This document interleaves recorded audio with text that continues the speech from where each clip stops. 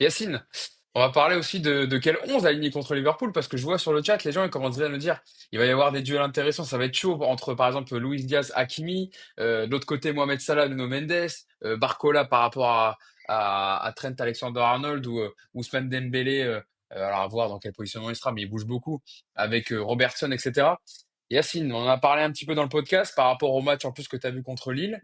Quel 11 tu alignerais pour affronter ce Liverpool-là au Parc des Princes dans 2 jours?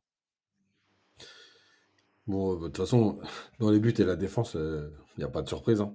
Voilà. Lucas Hernandez, Beraldo, c'est ça? Beraldo à gauche? évidemment, Beraldo et Lucas Hernandez. Lucas Hernandez, on voit bien qu'il est dans le dur. Et même si Nuno Mendes a des lacunes, bon, athlétiquement, etc., aujourd'hui, il n'y a pas photo. Donc la défense, ça va être simple, hein. Mendes, Pacho, Marquinhos et Hakimi. Au milieu, il y aura Vitinha, Neves. Après, le truc, c'est. J'ai pas envie de dire qui, moi, j'aligne parce que on s'en fout un peu. Le truc, c'est comment Lucien Riquet va imaginer le match aller. Parce que je rappelle quand même Mm. qu'il y a l'histoire de ne plus être obligé de ne pas prendre de but au parc. Donc, tu peux quand même un peu lâcher les chevaux. C'est-à-dire que avant, tu faisais 0-0, c'était un bon score. Maintenant que tu fasses 0-0 ou 3-3, ça ne change rien. En fait, c'est un match nul. Oui. Donc, c'est quand même pas la même approche. Et c'est là où, finalement, il n'y a que Lucien Riquet qui peut répondre. Parce qu'en vérité, devant, pour moi, hein, l'attaque, ce sera Barcola, Dembélé et Gvara. Parce que je pense que si Gvara n'a pas joué ce week-end, c'est pour jouer Mm. mercredi. Et après, en fait, ben, tout le reste, ça dépend du choix. Ça veut dire que ce sera Neves et Vitinha avec ben, Zaire Emery, Ruiz ou Doué. Voilà, en fonction de ce que tu veux faire. D'ailleurs, juste, j'ai un message à faire passer vite fait. Euh, Il y a plein de mecs qui étaient venus me dire que je connaissais rien au foot et que si Luis Enrique faisait jouer Lee depuis le début de saison, c'est que j'étais un gros tocard et que Lee était un joueur exceptionnel. C'est bizarre, hein, depuis qu'il y a un peu de concurrence et que l'équipe tourne, on voit plus Lee. Mais bon, c'est sûrement moi qui disais de la merde sur Lee, mais bon, c'est pas grave, j'étais obligé de le faire. Parce qu'en fait, dans le quatrième, ça aurait pu être lui, mais il est plus dans la course. Bref. Donc en fait, après, Et ça d'ailleurs, dépend. Désiré Doué, on n'a pas parlé, mais le but qu'il met, alors Ouais. moi j'ai adoré son match contre Lille. Oui, le match. J'ai trouvé qu'il, enfin, dans le sens du jeu, etc. Il y en a parfois ça agace, ces petits gestes et tout. Moi je trouve que parfois c'est fait dans le sens du jeu, donc quand c'est comme ça va. Il peut se permettre quand tu mets 4-0 tu mets 4-0 en première période de tenter un ou deux dribbles de temps en temps parce que c'est ce qui fait la force de son jeu. Et son but quand même, je trouve, vient récompenser sa dynamique actuelle. Voilà, c'était un petit mot quand même placé pour Désiré Doué qui quand même en ce moment monte d'un cran de plus en plus. Il a 19 ans, sa première saison au PSG, faut quand même le saluer. Après, c'est là que je m'attaque la vie et il est titulaire contre Liverpool, je suis bien. Non, Euh, non, là je pense que tu t'avances pas trop en disant qu'il jouera plus dans les gros matchs, hein. Ouais. Bref, non, mais voilà, après, en fait, c'est est-ce que tu veux garder la folie que tu mets en ce moment? Et tu vois, il y a un truc sur Doué, c'est que je trouve que depuis. Il y avait eu une bonne période en décembre. En janvier, il était moins bien. Je trouve que depuis 2-3 semaines, il a une attitude défensive qui est Mm. différente. C'est-à-dire qu'il vient dans les duels, il fait les courses de repli.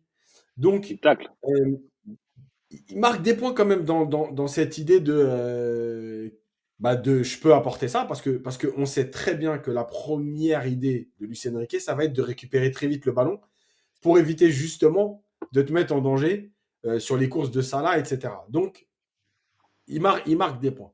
La deuxième chose, c'est Ruiz. Moi, je pense que Ruiz va jouer. Je pense que Ruiz n'aurait pas, pour moi, je pense que Ruiz n'aurait pas joué si Zaire Emery s'était pas blessé. Ouais.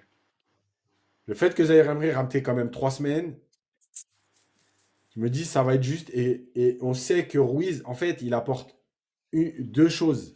Dans l'esprit de Lucien Riquet, encore une fois, c'est pas mon avis, parce que j'en ai déjà parlé la semaine dernière, et on est venu me dire ouais, qu'est-ce qu'il apporte? Non, j'ai dit ce qu'il apporte dans l'esprit de Lucien Riquet, c'est qu'en fait, Ruiz, il apporte un équilibre sur la zone gauche. C'est-à-dire que c'est lui qui peut venir couvrir les montées de Nuno Mendes. Et Ruiz, comme il se projette moins, bah, il apporte un équilibre, ce qui permet parfois à Vitinha, parce que Neves, lui, bon, On a bien vu que lui, il aimait se projeter.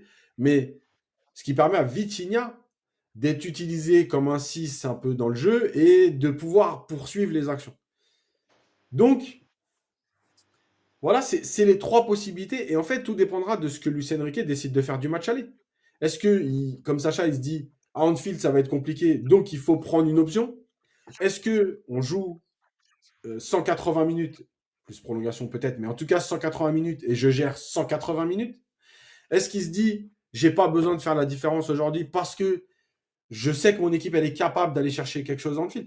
En fait, il n'y a que lui qui peut répondre à ça parce que c'est en fonction euh, de cette vision de ton match aller et de la double confrontation que tu vas décider. Mais en tout cas, pour moi, la troisième place, il n'y en a qu'une hein, qui est pour moi qui est incertaine.